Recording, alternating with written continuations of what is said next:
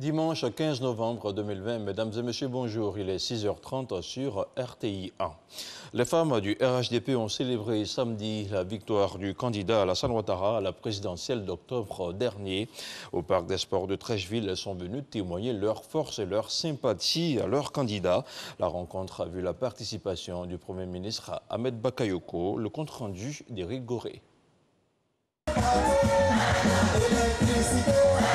Ce que la femme veut, Dieu le veut.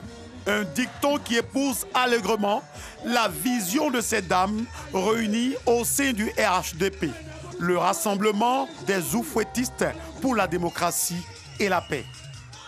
Car par leur dévouement, elles ont réussi à arracher la victoire. Avec un score de 94,27%, à un taux de participation de 53,90% au terme d'une élection démocratique et transparente. Cette victoire a été acquise au bout d'énormes sacrifices contre vents et marées, sur le soleil et la pluie, avec des nuits blanches. Pour célébrer l'événement, l'invité est spécial. Il n'a pas été choisi au hasard. C'est Ahmed Bakayoko, le Premier ministre de la République de Côte d'Ivoire. À son arrivée dans ce stade des parcs des sports de Trècheville, plein à craquer, Ahmed Bakayoko a fait vibrer le public.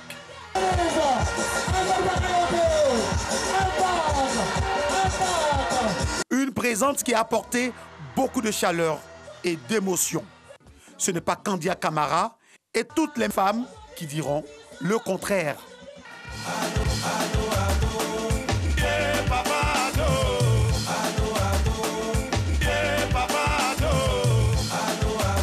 Ce sont des femmes de toutes les couches sociales qui sont allées féliciter Alassane Ouattara de différentes façons.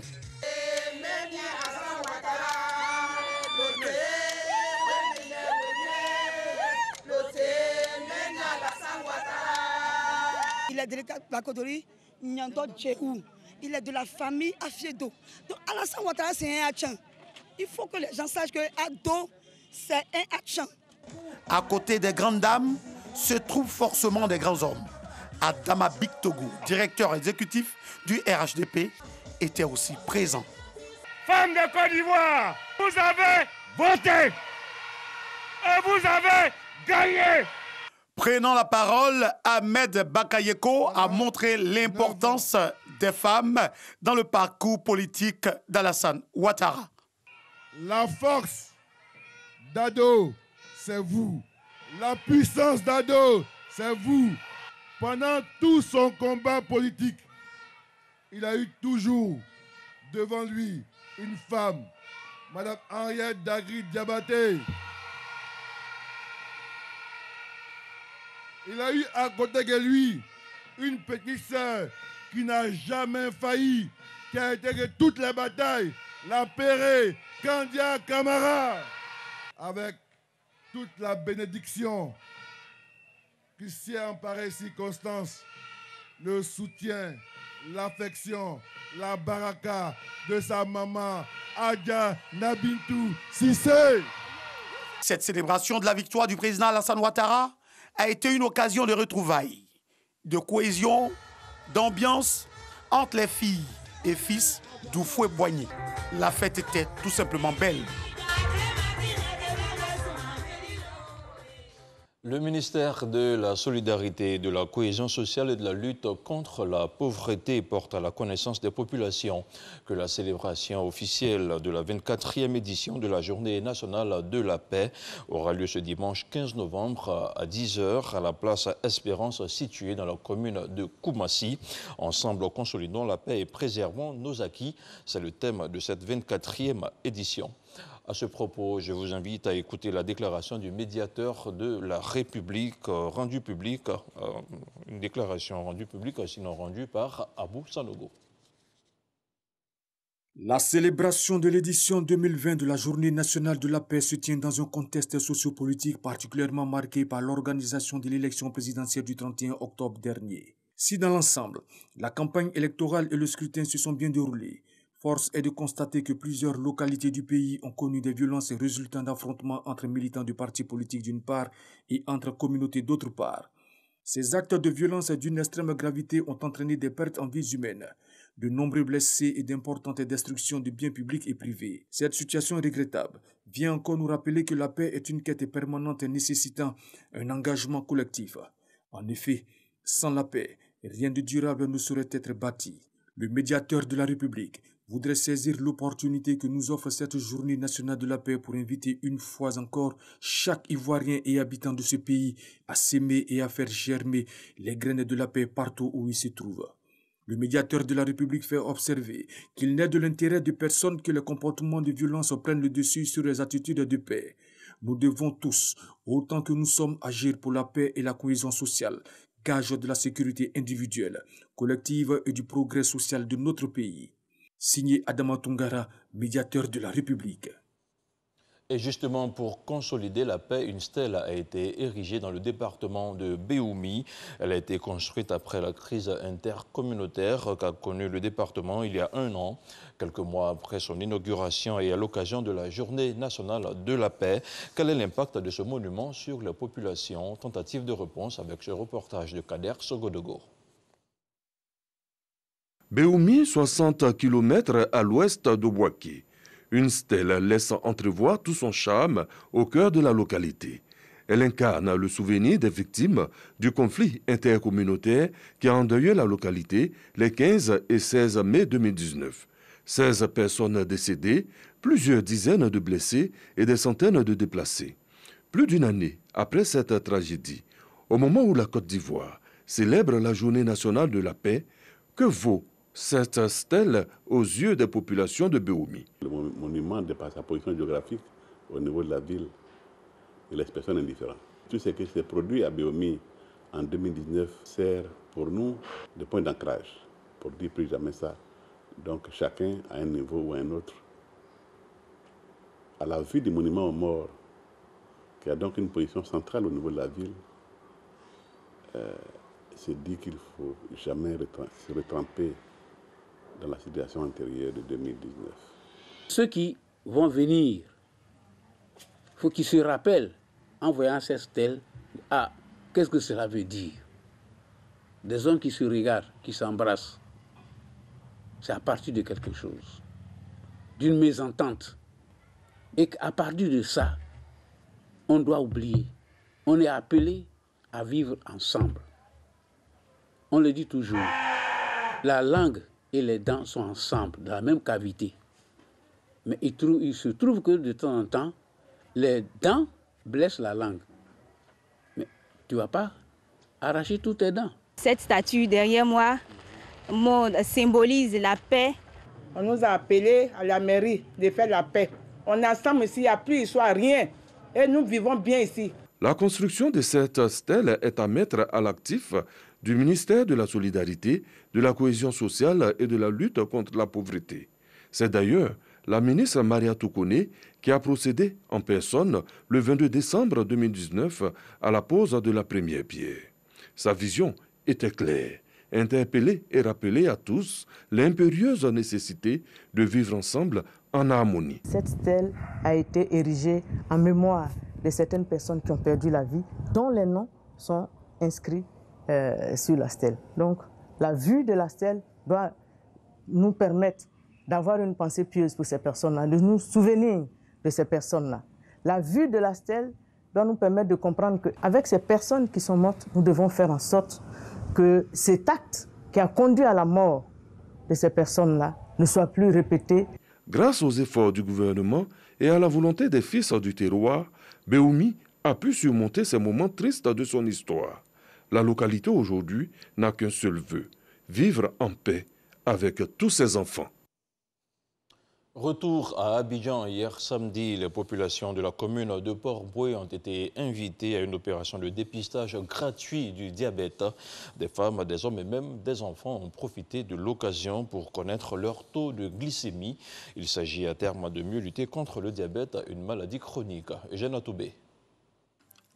En toute décontraction, ce patient se soumet à l'acte de prise de sang à partir duquel l'infirmière va en déterminer le taux de glycémie.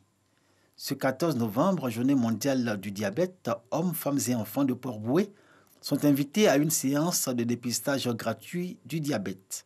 Une initiative de professionnels de la santé exerçant dans cette commune. Depuis lors, j'attendais cette occasion et aujourd'hui, l'occasion s'est présentée. Il faut se faire dépister pour voir si tu as la maladie ou tu n'as pas la maladie. Il est très intéressant de savoir son taux de glycémie et profiter des conseils des médecins pour ne pas tomber dans un taux qui va te rendre malade tout le temps. Le thème de l'édition 2020 de la Journée mondiale du diabète est dédié au personnel médical qui prend en charge les personnes atteintes de cette maladie. Ce dépistage gratuit est un symbole de leur engagement à toujours soutenir les diabétiques à travers l'identification et le diagnostic du diabète. Le diabète, maladie grave connue pour être une élévation non contrôlée du taux de sucre dans le sang, n'épargne personne. Je sais que le diabète est une maladie qui tue. Si on ne fait pas attention à sa santé, on peut en mourir. Mais si on arrive à écouter les conseils des médecins et puis prendre ses médicaments, suivre son régime, on vit. Le diabète est une maladie insidieuse, une maladie qu'on appelle maladie à bas bruit, c'est-à-dire qu'on peut avoir le diabète sans savoir qu'on a le diabète. Aujourd'hui, c'est gratuit. C'est une période qui va s'étendre du 14 novembre jusqu'au 6 décembre. Toute la population de Port-Bouët est appelée à faire son dépistage gratuitement. Nous sommes prêts à accueillir toute la population de Port-Bouët afin de préserver leur santé et afin que cette population soit une population vaillante pour la Côte d'Ivoire de demain. La Journée mondiale du diabète est un moment de sensibilisation et d'information. Les statistiques montrent que dans ce contexte de pandémie du coronavirus, ceux qui décèdent plus en même temps, la Covid-19 et le diabète. Samedi, à Gagnoa, le sous-quartier de Dar es Salaam a été le théâtre d'un incendie meurtrier. Un couple a en effet péri dans les flammes de son habitation partie en fumée. Les causes du sinistre ne sont pas encore déterminées. On en parle avec Abou Sanogo. C'est très tôt ce matin que l'incendie s'est déclaré dans le sous-quartier de Dar es Salaam du Grand Djoulabougou à Gagnoa. Un instituteur et son épouse ont trouvé la mort dans l'incendie de leur habitation. 2 autres personnes, dont la mère du défunt et son fils âgé d'environ 11 ans, ont pu être sauvés. À l'origine du drame. On ne sait pas c'est quel feu, où c'est quitté, on ne sait même pas. En tout cas, il y avait les gaz dedans. Mais comme la maison a pris feu, c'est là, le gaz il a écrasé, on ne sait pas. Le feu serait parti du salon et au moment où ils se sont rendus compte qu'il y avait le feu, il a voulu sortir pour aller porter secours à sa maman. Et pendant que sa femme aussi se trouvait de l'autre côté.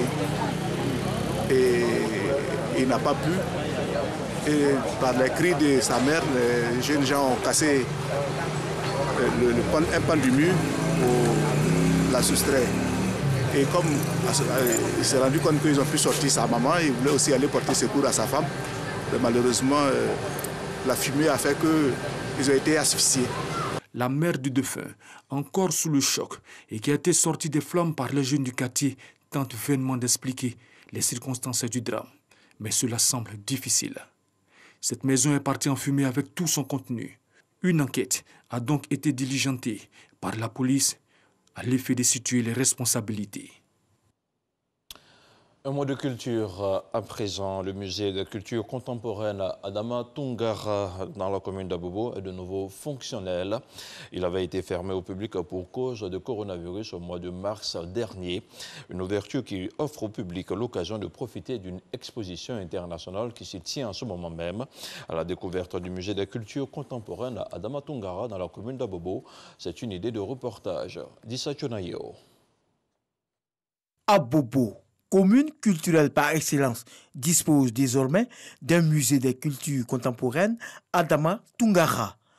Ouvert le 11 mars dernier, le musée a dû fermer 10 jours après pour cause de pandémie du coronavirus. Le musée a ouvert en grande pompe et nous avons eu l'honneur d'avoir la présence effective de Madame la Première Dame.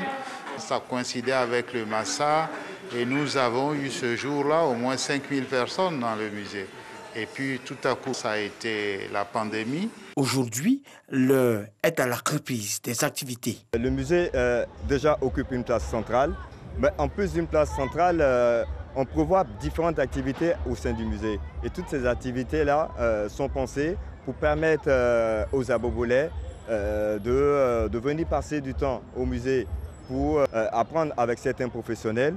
L'exposition internationale dite « Prête-moi ton rêve » est une curiosité pour les nombreux visiteurs. Les images là, ça me rappelle de les temps qui sont passés, nos grands-pères, c'est ça, la traditionnelle quoi. Ça nous plaît vraiment, ça nous plaît. En plus de 2 salles d'exposition, le musée de culture contemporaine Adama Toungara dispose de salles de conférences, d'une cafétéria, d'une bibliothèque et d'une médiathèque. Au centre, on a la littérature africaine parce que c'est ce qu'on aime bien, c'est ce qui nous caractérise, c'est notre culture. Mais aussi, vous allez voir derrière, ici, tous ces rayons-là, vous allez voir qu'on a mis roman science-fiction ou tout ce qui est histoire imaginaire, tout ce qui est nouvelle aventure. On a là-bas les polars, les romans policiers, ensuite les romans d'amour et de romance. Au musée Adama Toungara, danseurs, artisans et bien d'autres artistes profitent pour montrer leur savoir-faire.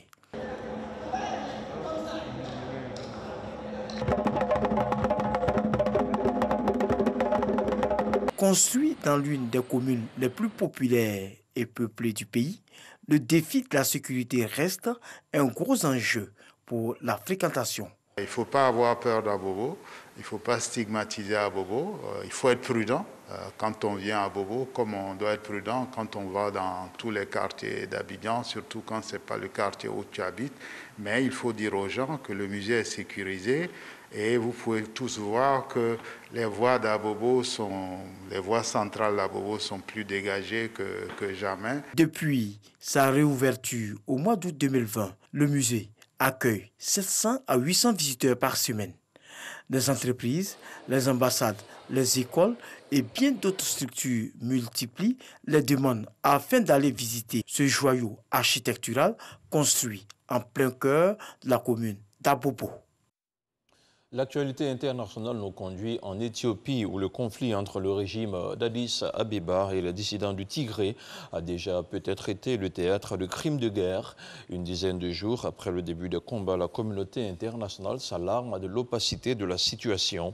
Samedi, l'ONU a réclamé une enquête tandis qu'Amnesty International dénonçait un massacre ayant probablement fait des centaines de victimes civiles à Maïkadra, dans le sud-ouest du Tigré.